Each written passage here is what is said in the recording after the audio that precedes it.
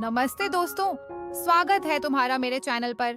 आज की कहानी इतनी खतरनाक है और इतनी गर्म है कि सुनते ही तुम्हारा पूरा शरीर सिहरने लगेगा। मैंने अपनी अलमारी से वो जादुई गुलाबी गोली निकाली जो मेरे पति को रात में एक जानवर बना देती थी। मेरा पति विक्रम जब भी यह एनर्जी वाली गोली खाता था तो रात में मुझे इतना जोर जोर से रगड़ता था कि मैं चीख चीख कर रह जाती थी। उसका वो लोहे जैसा सख्त हथियार अंदर जाते ही मेरी सारी देह कांप जाती थी। एक दिन मैंने सोचा आज मैं खुद उसे और ज्यादा आग दिलाऊंगी। मैं बाथरूम में गई, बादाम वाला दूध गर्म किया और उसमें एक गोली अच्छे से घोल दी। रात के 10 बजे बज चुके थे। मैंने गिलास हाथ में लिया और विक्रम के बेडरूम में चली गई। विक्रम बेड पर बैठा था, आंखों में भूख लिए मुझे घूर रहा था। मैंने मुस्कुराते हुए पूछा, क्या देख रहे हो इतनी गर्म नजरों से? तो बोलो ना, आज मैं कैसी लग रही हूँ? विक्रम ने भारी आवाज में कहा, आज तो मन कर रहा है कि तुम्हें पूरा का पूरा निगल जाऊं। मैं हंसी और बोली, निगलने की जरूरत नहीं, बस ये दूध पी लो। विक्रम ने गिलास छत से लिया और एक सांस में पूरा दूध पी गया। बस कुछ ही मिनट बाद उसकी आंखें बदल गईं। उसने मेरी कमर को जोर से पकड़ा और अपनी तरफ खींच लिया। फिर उसने अपना वो गर्म और सख्त हथियार मेरे होठों पर रख दिया, मुझे बिस्तर पर पटक दिया और एक झटके में मेरे अंदर घुस गया। बाप रे, उसकी स्पीड इतनी तेज हो गई थी कि मेरी पूरी बॉडी हिलने लगी। वो बार बार जोर जोर से धक्के दे रहा था। मेरी सांसें उखड़ गई थी। क्या क्या हुआ उस रात, शो पूरा विस्तार से सुनना है, लेकिन उससे पहले वीडियो को अब भी लाइक कर दो और नीचे लाल सब्सक्राइब बटन दबा दो। जो लोग अभी सब्सक्राइब करेंगे उन्हें मैं रात में कॉल करूंगी, इसलिए जल्दी से सब्सक्राइब कर लो। तो देर मत करो, जल्दी से सब्सक्राइब कर लो। चलो अब कहानी आगे बढ़ाते हैं। मेरा नाम प्रिया है, मेरी उम्र 32 साल है, लेकिन मैं अभी भी बिल्कुल जवान और फ्रेश लगती हूँ। किसी भी लड़के को एक नजर में अपनी ओर खींच सकती हूँ। दिल तो मेरा हमेशा 18 साल का ही रहता है। जब मैं सिल्क की नाइटी पहनती हूँ तो मेरी पूरी देह साफ साफ झलकती है। मेरी गोरी चमकती त्वचा पर लाइट पड़ते ही लगता है मानो मैं कोई अप्सरा हूँ। अब बात करते हैं मेरे 21 साल के छोटे भाई रोहन की, जो अब मेरा हो चुका है। उसकी मासूमियत और छुपी हुई भूख ने मेरे अंदर आग लगा दी है। जब वह मेरी तरफ देखता है तो उसकी आंखों में वह गहरी प्यास साफ दिखती है, जैसे वह कोई गर्म ख्वाब बार बार जी रहा हो। कभी वह मुझसे कहता है, दीदी दी आज तुम तो पूरी रात जलाने वाली लग रही हो। इसीलिए मेरे पति राजेश कभी कभी ऑफिस से जल्दी आकर मुझे चुपके से अपनी बाहों में भर लेते हैं। हम शहर में रहते हैं क्योंकि मेरे पति प्राइवेट जॉब करते हैं। मेरी 4 साल की एक बेटी भी है, इसलिए मेरी छातियां भी अब और भारी भारी हो गई हैं। पति को अपना फर्ज समझकर रोज उनकी मालिश करती थी। भले ही हमारी शादी को 8 साल हो चुके थे, लेकिन मेरे पति अभी तक मुझे बहुत गहरे जोश से प्यार करते थे। अच्छा से मेरा मतलब है, सब कुछ चूस चूस कर पी जाते थे।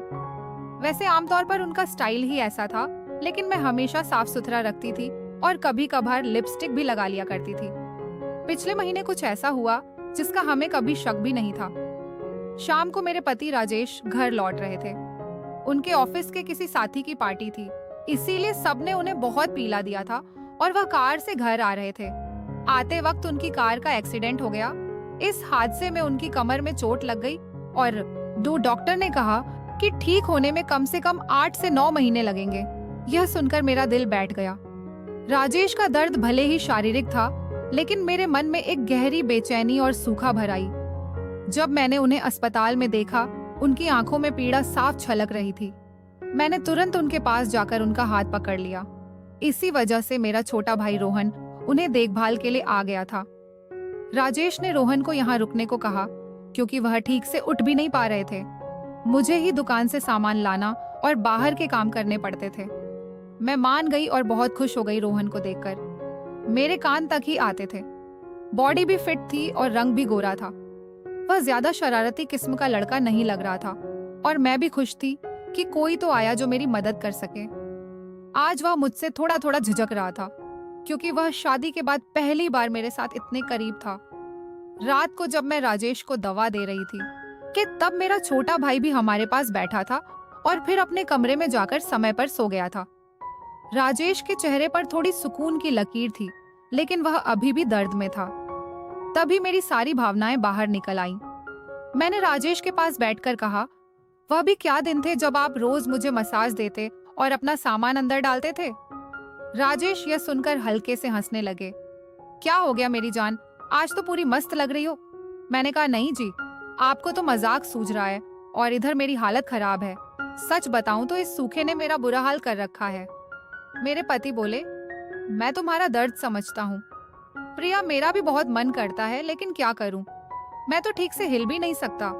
बस थोड़े दिन और सब्र कर लो, फिर देखना मैं इस तुम्हारे फूल का क्या हाल करता हूँ।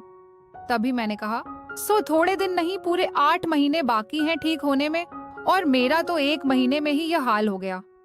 पता नहीं आगे के दिन कैसे बीतेंगे। मेरे पति मेरी उदासी मिटाने के लिए बोले, चलो वह नहीं तो कम से कम दूध ही पिला दो, डॉक्टर ने भी कहा है।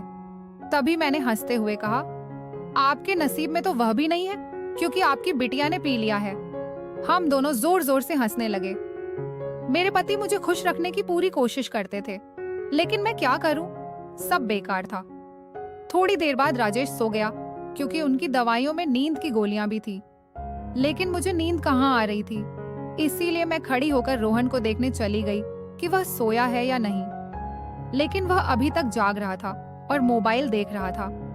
मैंने उसके कमरे में जाकर कहा, क्या हुआ रोहन, 12 बजे बज चुके हैं और तुम अभी तक नहीं सोए, लगता है तुम्हारे मन नहीं लग रहा है। वह उठकर बैठ गया और बोला, नहीं दीदी, ऐसी बात नहीं है, बस यूं ही फोन देखते देखते देर हो गई। फिर उसने पूछा, दीदी आप भी तो नहीं सोई? मैंने कहा, मुझे तो आजकल नींद ही नहीं आती।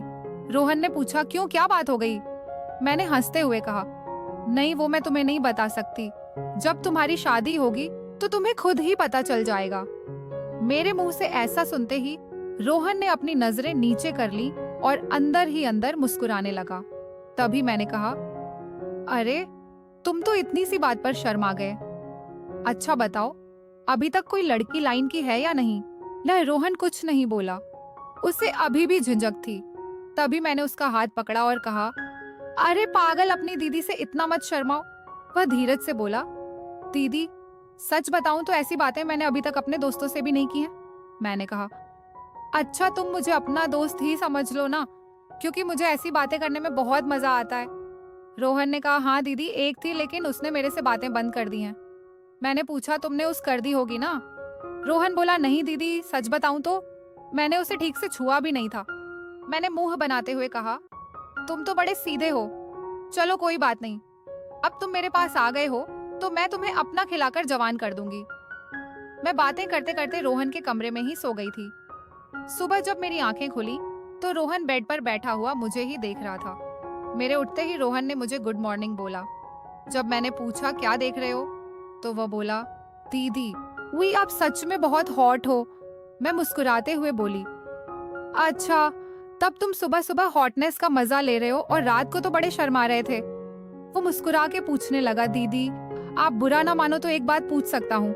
मैंने कहा, अरे पागल, मैं क्यों बुरा मानूंगी, पूछो क्या पूछना है। उसने मुझसे कहने लगा, दीदी सच सच बताना, आप जो 2.5 किलो की ये थैलियां लिए घूमती हो, आपको भारी नहीं लगता क्या? वो उसकी अब बात सुनकर मेरी हंसी छूट गई। इसके बाद रोहन मुझसे काफी खुल गया था और अब वह मुझसे ज्यादा शर्म नहीं करता था। इससे मैं भी बहुत खुश थी, क्योंकि अब मेरा भी समय अच्छे से बीतने लगा था। रोहन को आए हुए 19 दिन बीत चुके थे और वह मुझसे काफी घुल मिल गया था। वह बाहर के सारे काम कर देता, बाजार से सामान ले आता और अपने जीजा को भी सहारा देता। मेरी तो बहुत सेवा करने लगा था।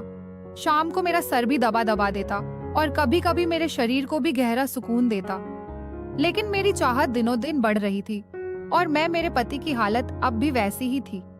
अब सब कुछ मेरी बर्दाश्त के बाहर हो चुका था। मैंने सोचा कि अब तो रोहन ही है जो मेरी मदद कर सकता है। आज मैंने पक्का इरादा कर लिया कि आज रोहन से काम ले ही लूंगी और अपने सूखे हुए बगीचे को रोहन से ही सींचवा लूंगी। उसके बाद मैं किचन में खाना बनाने चली गई। जैसे ही रोहन नहाकर ताजा होकर किचन में आया, मैंने दूध निकालने का बहाना बना दिया। मैं किचन में ही ब्लाउज नीचे करके दूध निकाल रही थी। मेरी बेटी अभी नानी के घर गई हुई थी, क्योंकि घर में उसे देखने वाला कोई नहीं था, इसलिए अब बाकी का दूध निकालना पड़ता था और घर में मेरे पति और रोहन के अलावा कोई नहीं था, तो मुझे डर भी नहीं था।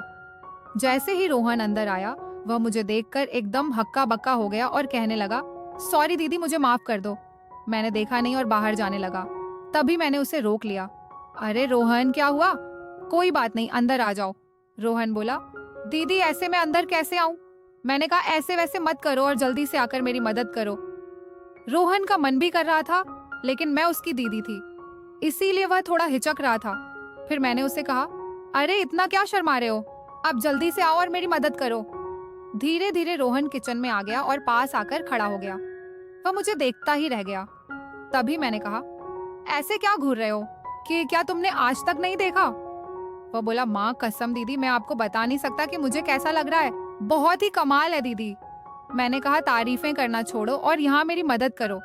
तभी रोहन बोला, दीदी मुझे नहीं पता कैसे करना है।